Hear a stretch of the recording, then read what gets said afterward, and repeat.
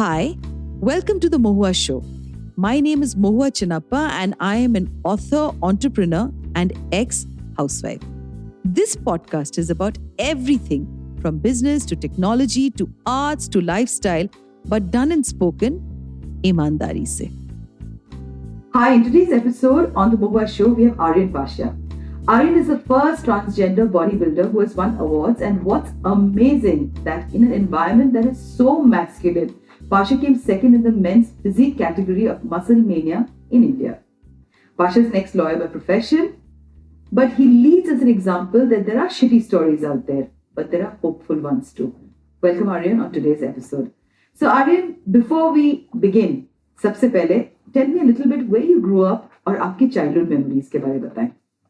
First of all thank you for having me. So मैं दिल्ली से हूँ और अभी फिलहाल 30 इयर्स का हूँ.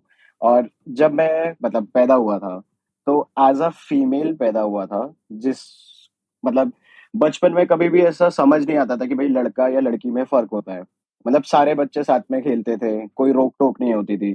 बट जैसे आप ग्रेजुअली बड़े होते हो और स्पेशली जब आप प्यूबर्टी हिट करते हो तब आपको रियलाइज होता है कि भाई आपकी बॉडी अलग है.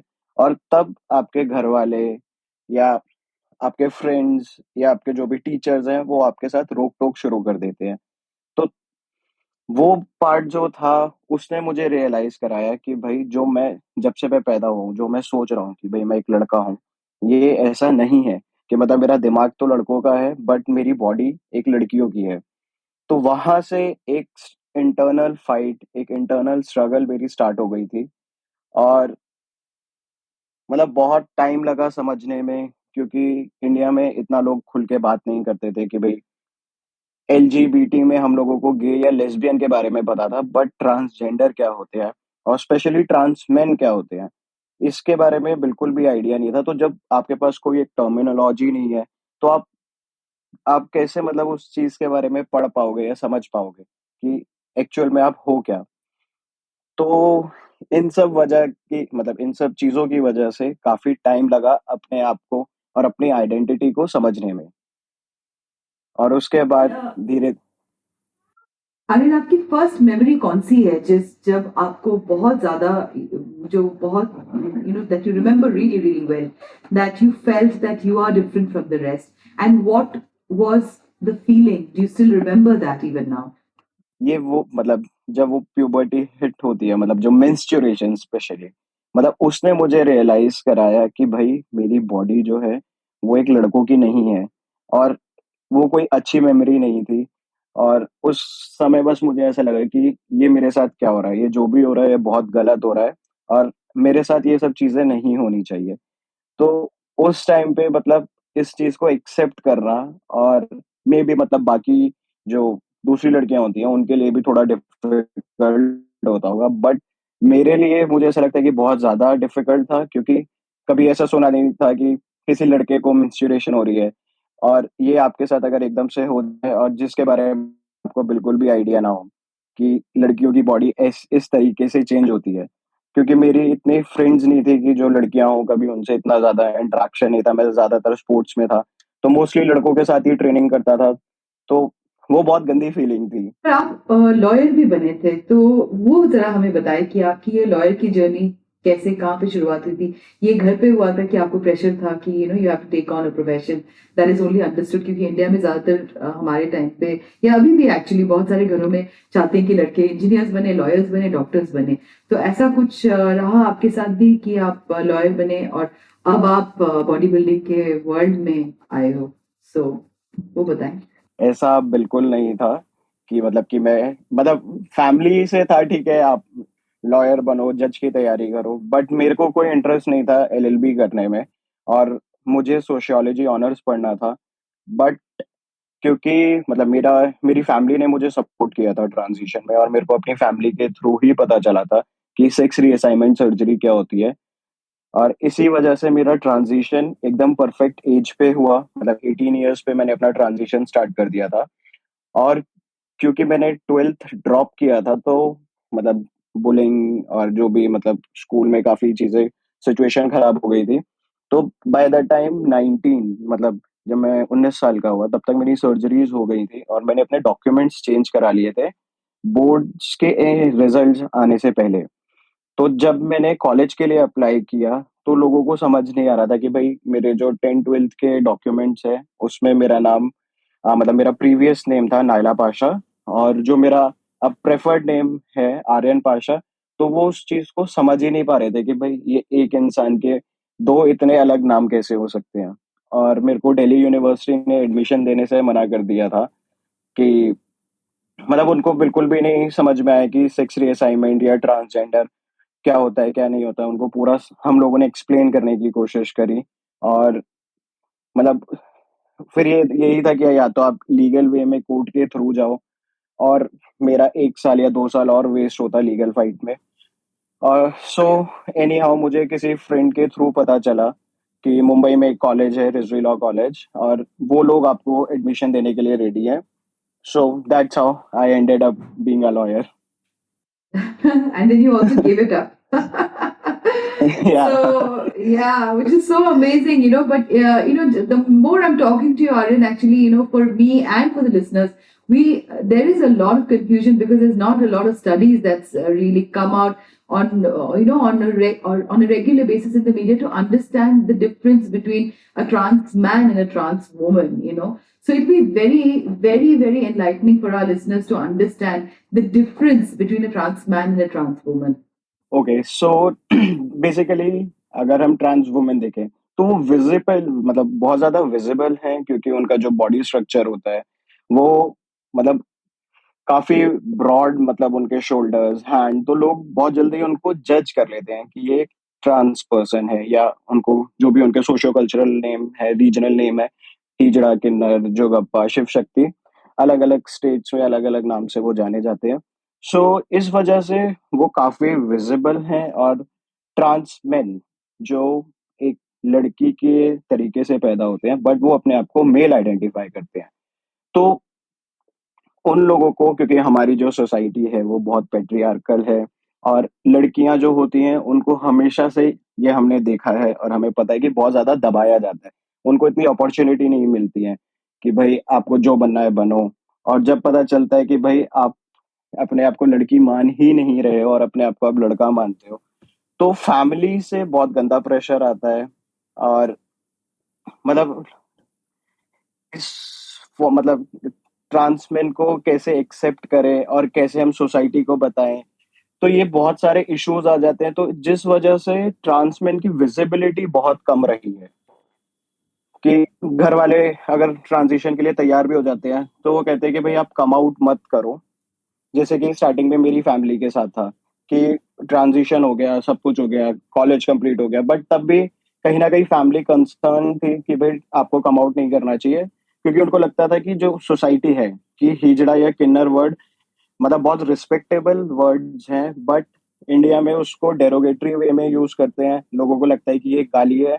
तो उन वैसे ही मतलब मेरे फादर को बहुत डर था कि लोग मेरा मजाक उड़ाएंगे या मेरे को हिजड़ा या छक्का कह के बुलाएंगे। तो इन सब वजह से आई थिंक ट्रांसमैन इतने ज्यादा विजिबल नहीं रहे हैं और इतने ज्यादा उनको चांसेस नहीं मिले। अगर हम देखें भी कि ट्रांस वुमेन जो विजिबल रहे तो एनजीओ सेक्टर में जब एचआईवी की फंडिंग आनी स्टार्ट हुई तो उन लोगों को प्रोजेक्ट्स मिले कि जो ट्रांस वुमेन है वो हाई रिस्क पे हैं और उनको एमएसएम बोलते थे। तो इन सब प्रोजेक्ट्स की वजह से ट्रांस वुमेन हमेशा हाईलाइट होती रही और ट्रांस मैन के कोई भी रिप्रेजेंटेटिव्स नहीं थे। और बहुत सारे ऐसे इश्यूज हैं जिसके बारे में आज तक बात नहीं की जाती है। और इवन नैको के भी जो प्रोजेक्ट्स वगैरह हैं उसमें भी ट्रांसमेन की कोई एचआईवी की टेस्टिंग नहीं होती। और आई थिंक जब ये सारी चीजें होंगी तो ऑटोमेटिकली जो रिमोट एरिया से जो ट्रांसमैन है उनको भी इजी होगा अपने आप को आइडेंटिफाई करने में चीजें समझने में। और एक एक्सेप्टेंस आती है जब कोई गवर्नमेंट पॉलिसी या स्कीम लेके आती है। तो रही बात सोसाइटी की गवर्नमेंट पॉलिसी की, बिकॉज मैं श्योर हूँ कि वक्त के साथ मैं बहुत पॉजिटिव और ऑप्टिमिस्टिक हूँ, क्योंकि मुझे लगता है कि अब सबकी आवाज सुनी जा रही है और किसी की आवाज अब दबा के नहीं रहेगी। The voices can't be shut, and there are people like you, there are people like me who will spend the rest of our lives bringing out voices that have been unheard. So I just want to come to bodybuilding, कि क्या influence रहा आपके ऊपर आर्यन? किसके आपको क्यों curiosity हुई fitness के बारे? आपको किसने सिखाया बॉडी बिल्डिंग में जाने के लिए? कोई आपके मेंटर थे आपके इस जर्नी में?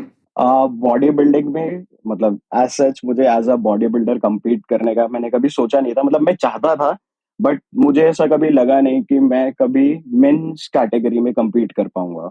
हालांकि मैं स्पोर्ट्स में मैं शुरू से रहा हूँ, और जब मैं मुंबई चला गया तो ऑटोमेटिकली जो मेरे स्केटिंग थी वो छूट गई, बास्केटबॉल खेलना छूट गया।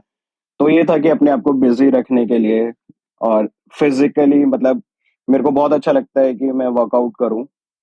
तो मैंने इसलिए जिम ज्वाइन किया था, और धीरे धीरे मतलब बॉडी काफी अच्छा रिस्पॉन्ड करने लगी, और अच्छे तरीके से मतलब जो मसल्स मुझे चाहिए थी वो विजिबली मुझे दिख रही थी कि हाँ मैं ये अचीव करना चाहता हूँ। सो उसी टाइम पे मुझे ट्रांसमैन का एक अटलांटा में कंपटीशन, मतलब वो फर्स्ट टाइम होने वाला था, ट्रांस फिटकॉन के नाम से। सो मेरे को उसके लिए प्रिपेयर मैंने करना शुरू किया था। तब तक भी मेरे दिमाग में ये नहीं था कि मैं मेंस कैटेगरी में कभी compete कर पाऊंगा। सो उसके लिए मैंने मतलब तैयारी करी, और मुझे लगा कि 3-4 साल के बाद, 4 इयर्स के बाद, कि I think now I am ready for it. But any how मेरा वीजा डिक्लाइन हो गया। तो जब मैं एम्बेसी में था तो मुझे बुरा नहीं लगा कि भाई मतलब काफी सालों से मैं तैयारी कर रहा था उस चीज के लिए। तो मैंने यही सोचा कि यार अगर मेरे को चेंज लेके आना है तो मैं यूएस में जाके क्या कर लूंगा। अगर मेरे को चेंज चाहिए तो मुझे अपनी कंट्री में चाहिए, मैं और मेहनत करूंगा और मैं इंडिया में ही पार्टिसिपेट करूंगा। और मैंने तभी सोच लिया था कि मैं पहले कम आउट करूंगा और उसके बाद ही मुझे compete करना है। सो मैंने अपनी आइडेंटिटी को पहले रिवील किया कि भाई मैं ट्रांसमैन हूँ, मैंने ट्रांजिशन किया है। और उसके बाद कि ये मेरी चॉइस है कि मैं मेंस कैटेगरी में, क्योंकि एक तो हमारे पास कोई ऑप्शन नहीं है, और मेरे को मेन अब मतलब मेंस कैटेगरी में ही compete करना था। तो वहां से ये स्टार्ट हुआ, फिर पहला खेला, फिर उसके बाद बहुत सारे और नेशनल्स खेले, एक इंटरनेशनल खेला है। सो चल रहा है। अरे ये बड़ा इंटरेस्टिंग है क्योंकि आप एक बहुत मैस्कुलिन एनवायरनमेंट में कम आउट कर रहे थे, तो उस टाइम पे तो जरूर सेल्फ डाउट रहा होगा, उस टाइम पे घबराहट रही होगी, उस टाइम पे you must have been frightened of the consequences because we're all human beings and we do feel insecure. And I look back at my own career when I began in 2018, मैंने लिखना शुरू किया, मैंने reboot किया है ये अपनी जिंदगी, और इतना ज्यादा सेल्फ डाउट मुझे खा जाती थी। तो आपने मेरे लिए तो if it is 50%, yours must have been 150% because it's way more tougher in a masculine environment, to be among men who are so who are so masculine in their appearance and in their mindset and all of that. What was the challenges that you came out with, Aryan? ये जरा listeners को बताओ, because बहुत सारे लोग हैं जिनको इच्छा होगी और आप उनके लिए एग्जाम्पल हो, आर्यन। तो वो जरा हमारे लिसनर्स के साथ शेयर करो और ईमानदारी से हमें बताओ कि सेल्फ डाउट कितना है तुम्हारे अंदर, अभी भी है या नहीं, और शुरुआत में जब रहा उसको कैसे आपने कोप किया है? मुझे सेल्फ डाउट तो बिल्कुल नहीं था, मतलब मतलब अभी नहीं है। स्टार्टिंग में था कि क्या मुझे ऑर्गेनाइजर्स compete करने देंगे या नहीं करने देंगे, और क्या मैं सस्टेन ऑन जो ले रहा हूँ उसकी वजह से मुझे डिस्qualify तो नहीं कर दिया जाएगा। क्योंकि जब मैं स्केटिंग करता था और अंडर 10 से मैंने नेशनल्स वगैरह compete करने स्टार्ट कर दिए थे, और उस टाइम पे मैंने देखा था कि जितने भी जो पेरेंट्स थे, कोचेस थे, वो कभी मुझे अप्रिशिएट नहीं करते थे। क्योंकि उनको ऐसा लगता था कि एक लड़का लड़कियों की रेस में compete कर रहा है और वो हर बारी जीत रहा है। तो हमेशा से मुझे मतलब बैड वर्ड्स हो गए, बैड कमेंट्स हो गए बाहर, मतलब जब दूसरा कोई बच्चा का बैंड वर्ड्स थे मतलब, आर्यन? हाँ मतलब कि ये मतलब कि ये कौन है, क्या है, ऐसा करके। और कि कैसे अगर मैं वॉक भी कर रहा हूँ तो पीछे से कभी किसी आंटी की आवाज आती थी कि देखो ये कैसे चल रही है लड़कों की तरह, ये बैठती भी लड़कों की तरह है। तो एक डाउट था उनके उसमें। और अगर मेरे को मतलब वॉशरूम भी जाना होता था तो मुझे 100 बार सोचना पड़ता था, क्योंकि मेरे को मतलब बचपन से आदत थी कि मैं मेल वॉशरूम यूज करूं। और अगर आप किसी कंपटीशन में हो जहां पे आप गर्ल्स कैटेगरी में compete कर रहे हो और कोई अगर आपको मेल वॉशरूम में देख ले तो और ज्यादा प्रॉब्लम हो सकती है। तो मैं पूरे दिन पानी ही नहीं पीता था कि भाई मेरे को कि मतलब मेरे को टॉयलेट ना जाना पड़े। तो ऐसा भी टाइम था। सो जब बॉडी बिल्डिंग की बारी आई तो जब से फर्स्ट कंपटीशन तक मुझे थोड़ा सा था कि बस मुझे डिस्qualify ना करे, बाकी तो मतलब मैं अपना बेस्ट देने के लिए तैयार था। और मतलब 5-6 साल मैंने पहले मतलब 5-6 ईयर्स कंटिन्यूअसली मैंने ट्रेनिंग की है। मेरे को ये था कि जब मैं अगर मैं रिप्रेजेंट कर रहा हूँ, मैं अपनी पूरी कम्युनिटी को रिप्रेजेंट कर रहा हूँ, तो वो मेरा बेस्ट होना चाहिए। और जब मुझे लगा कि हाँ मैं उस लायक हो गया हूँ, और जो मतलब मेरे काफी फ्रेंड्स हैं, मेरे कजन ब्रदर्स हैं, वो भी सारे बॉडी बिल्डिंग करते हैं, तो उन्होंने मुझे काफी मतलब बूस्ट अप किया, मोटिवेट किया कि मेरे छोटे भाई ने ही मुझे बोला था कि भाई आप हमेशा से मतलब लड़कों के साथ ही रहे हो, लड़कियों लड़कों के साथ ही बास्केटबॉल टीम में खेले हो, तो आप क्यों सोच रहे हो कि भाई आप कर पाओगे या नहीं कर पाओगे, कि मतलब आपने कभी गर्ल्स में कभी compete ही नहीं किया, ऐसा करके। तो बस वहीं से वो एक मतलब वो मोटिवेशन बन गया कि भाई मेरे को अलग से ना कैटेगरी की जरूरत है ना कुछ, और मेरे को इंडिया में ही पार्टिसिपेट करके मैं यहीं पे प्रूफ करके दिखाऊंगा। क्योंकि कई लोगों को मतलब ऐसे कमेंट्स आते थे कि भाई तुम आदमी हो ही नहीं, कि तुम तो यू आर हाफ मैन, या मतलब होता है ना कि बहुत अजीब तरीके से किसी को टॉन्ट मारना, कि भाई अगर आपने ट्रांजिशन किया तो वो आपको कंसीडर ही नहीं करते हैं कि आप आदमी हो। बट बॉडी बिल्डिंग में मुझे बहुत रिस्पेक्ट मिली अपने मतलब फेलो एथलीट्स के साथ और जजेस के साथ। उन्होंने कभी भी मतलब हमेशा से वो मुझे देख के खुश ही हुए हैं, और वो इस चीज की रिस्पेक्ट करते हैं, क्योंकि वो सेम फील्ड से हैं। उनको पता है कि एक एथलीट या एक बॉडी बिल्डर कितना स्ट्रिक्ट रिजीम फॉलो करता है, क्या उसकी डाइट रहती है, और क्या वो मेंटल स्टेटस रहता है कि भाई अब आपको 10 दिन पानी नहीं पीना, अब आपको 15 दिन बिल्कुल सॉल्ट नहीं खाना। तो जो हार्ड वर्क है पीछे का, वो एक एथलीट ही समझ सकता है। तो वो वहां पे जो जजेस हैं वो खुद बॉडी बिल्डर्स रहे हैं, और जो भी कॉम्पिटिटर्स हैं वो हमेशा से मतलब मुझे देख के बहुत खुश होते हैं, और हमेशा मुझे उनसे कुछ ना कुछ सीखने को मिलता है उधर। सुनने वालों के लिए आर्यन थोड़ा सा बताओ कि एक there is huge lack of understanding about the scientific part behind bodybuilding. इसका साइंस क्या है इसके पीछे, जो मतलब हम लोग जो फोटोग्राफ्स में we see these very masculine pictures and they are not pornographic, they in spite of they being in these thongs and being in these really small underwear, but you can see the power, you can see each and every muscle coming out from the body. What is the science behind the entire bodybuilding business? Yeah, and what are the things that you should do, you shouldn't do? You can tell people who want to get into bodybuilding. Aryan, ये थोड़ा सा हमें बताएं. First of all मतलब body building मतलब बहुत ज्यादा ये गेम स्टेरॉइड्स पे डिपेंड करता है, ठीक है। बट मैं कोई भी जो नया बच्चा जिम जा रहा है, मैं उसको यही सजेस्ट करूंगा कि जब तक आपको compete नहीं करना है या आपको ऑन स्टेज नहीं जाना है, तो आपको स्टेरॉइड्स नहीं लेने चाहिए। और जो ट्रेनर्स हैं जो कुछ पैसों के लिए किसी की लाइफ के साथ खेल देते हैं, कि कोई भी नया बच्चा जिसने कभी इतना हाई प्रोटीन उसका इनटेक नहीं है, या वो इतना डाइजेस्ट नहीं कर सकता, इतना उसका वर्कआउट नहीं है, तो उसको कोई भी ट्रेनर स्टेरॉइड मतलब प्रेस्क्राइब क्या मतलब उसको रिकमेंड ना करे, क्योंकि ये बहुत ज्यादा हार्मफुल होते हैं। और हम लोग जब स्टेरॉइड्स लेते हैं, हम सारे प्रिकॉशंस के साथ लेते हैं। और कभी मतलब मैं अगर खुद बोलूं, जब तक मैंने अपना फर्स्ट कंपटीशन नहीं खेला था, तो सिर्फ मैंने मतलब 2 मंथ्स पहले अपनी साइकिल स्टार्ट करी थी, क्योंकि तब मेरे को रियलाइज हो गया था कि भाई अगर आपको ऑन स्टेज जाना है, जो हम लोग पेपर स्किन देखते हैं, जो वेन्स देखते हैं, वो विदाउट स्टेरॉइड्स नहीं आती है।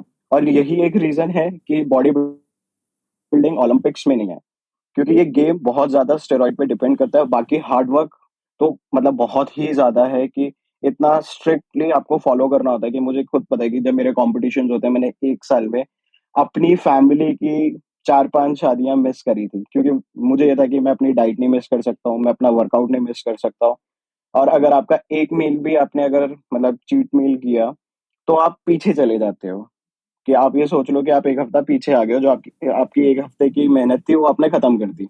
आर्यन, ये तो मेरे साथ बहुत ज्यादा रह जाएगी, बिकॉज मैं हमेशा एक नया नया डाइट स्टार्ट करती हूँ, फिर कोई ना कोई somebody will call me and my diet just goes back in 1 week's time, and this is something that goes out for everybody, that if you want to achieve something you need to have a lot of discipline in saying no, for a lot of temptation. मतलब मैं सुबह daily 6 बजे उठ जाता हूँ, और सुबह मेरे को होता है कि भाई मेरे को एम्प्टी स्टमक कार्डियो करना है, एब्स वर्कआउट करना है।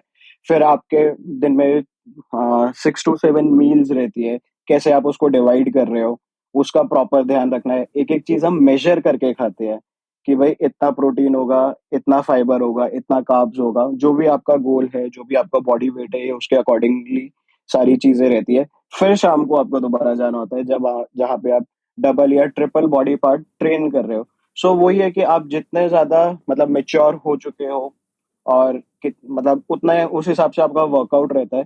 तो तभी मैं ये बोलना चाहता हूँ कि कोई भी नया ट्रेनर किसी भी छोटे बच्चे को जिसने एटलीस्ट 5-6 साल वर्कआउट ना किया हो उसको स्टेरॉइड्स नहीं देने चाहिए। आप इतने सारे मेजरमेंट की बात करो कि चलो खाने पे तो मेजरमेंट हो गई आपकी, आपके वर्कआउट पे मेजरमेंट हो गया, बहुत सारी चीजें जिंदगी में होती है जो मेजर नहीं किया जाता है। अब आप हमें इश्क के बारे में बताएं। मैं तो जरूर, I am very sure women have had a crush on you. People have, men may have also had a crush on you. How have you handled that? What does the love life look like for handsome Aryan Pasha? ये तो मतलब नहीं, मैं बहुत दूर रहा हूँ इन सब चीजों से। मतलब मेरे को ये था कि मुझे गर्लफ्रेंड नहीं बनानी, मुझे मतलब बस फोकस रहना है, या मतलब पढ़ाई कर रहा हूँ तो भी मैं किसी लड़की से बात नहीं करता था। जैसे अगर मेरी गर्लफ्रेंड भी होती थी तो मैं एग्जाम्स के टाइम पे ब्रेकअप कर लेता था। एग्जाम के टाइम पे आर्यन पाशा अपनी गर्लफ्रेंड के साथ ब्रेकअप कर लेते थे। तो बहुत ही फोकस रहे हैं आप कम उम्र से ही। गर्लफ्रेंड कहाँ जा रही है, वो यहीं पे है। सो मैं अपना नंबर चेंज कर देता था, और कि भाई मुझे बात ही नहीं करनी है। ऐसे ही होता था एग्जाम्स के टाइम पे। मतलब मैं कहीं मतलब टोटली फोकस कि भाई अगर मैं पढ़ने के लिए मुंबई गया हूँ तो मुझे अपने रिजल्ट्स पे मतलब या अपने एग्जाम्स पे ध्यान देना है। सो उसके बाद जब मैं बॉम्बे में था तभी मैं फर्स्ट टाइम गे ग्रुप से मिला, या मैं एलजीबीटी प्राइड में गया। तो वहां पे मतलब जो मेरे फ्रेंड्स बने थे, तो उनको पता था मैं गे नहीं हूँ, बट वो मुझे अपने साथ लेके जाते थे कि दूसरों को दिखाने के लिए, और बोलते थे कि आप बोल देना कि मैं इसका बॉयफ्रेंड हूँ, ऐसा करके। तो वहां पे बहुत सारे गे मैन मेरे पर मतलब हिट करते थे, और मेरे को कोई इंटरेस्ट नहीं था लड़कों में। सो मतलब एक्सपीरियंस किया है कि भाई ठीक है। और तब थोड़ा समझ भी आया कि भाई लोगों के अट्रैक्शन होते हैं, भाई तुम्हें नहीं है तो एक अलग बात है, बट वो उनकी फीलिंग्स है। तो मैं थोड़ा बहुत ऐसे ही मतलब झेलना ही बोलूंगा कि कोई अगर मुझे टच भी कर रहा है, मैं अवॉइड करता था कि मैं उधर ध्यान ना दूं। बट ठीक है। सो बट जब काफी। मुझे खुद से प्यार हुआ तो तब मुझे पता ही नहीं चला कि मतलब मैं ओह हमेशा से वाह। बचता था कि भाई मुझे रिलेशनशिप में नहीं आना, और कि मुझे एक बिल्डर बनना है।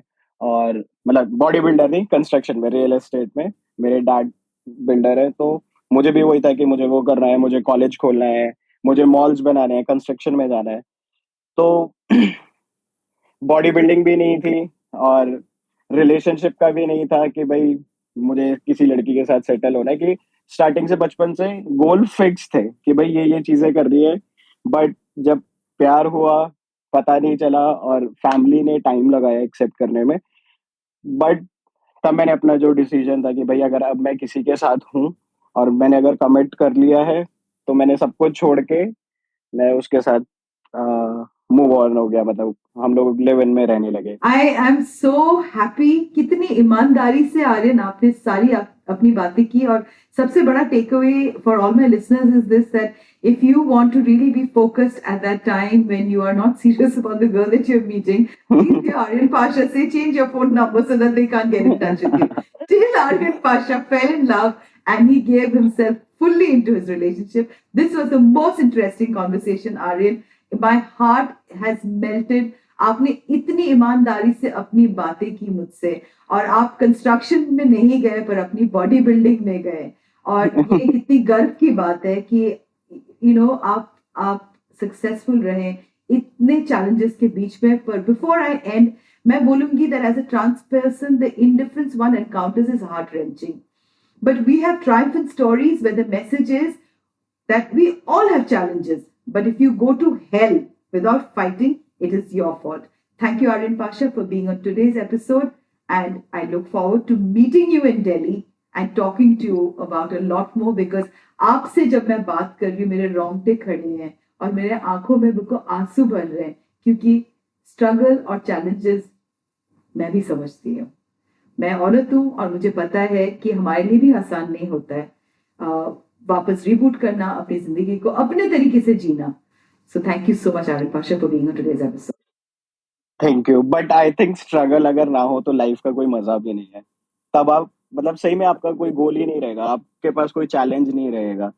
सो आई थिंक कभी कभार ऐसी छोटे छोटे चैलेंजेस होना जरूरी है, ताकि आपको पता रहे कि आप क्या अचीव करना चाहते हो, क्या आपकी क्या ट्रू आइडेंटिटी है। और जब आप उस जगह पे पहुंच जाते हो तब आप उसको और अच्छे से वैल्यू करते हो कि मतलब अगर आज मैं ट्रांसमैन नहीं होता और मैं बायोलॉजिकल मेल ही हो जाता पैदा, तो मुझे समझ में नहीं आता कि भाई मुझे सामने वाले इंसान को मतलब कैसे रिस्पेक्ट करना चाहिए, उसकी फीलिंग्स क्या है, उसके इमोशंस क्या है, शायद मैं वो कभी भी नहीं समझ पाता।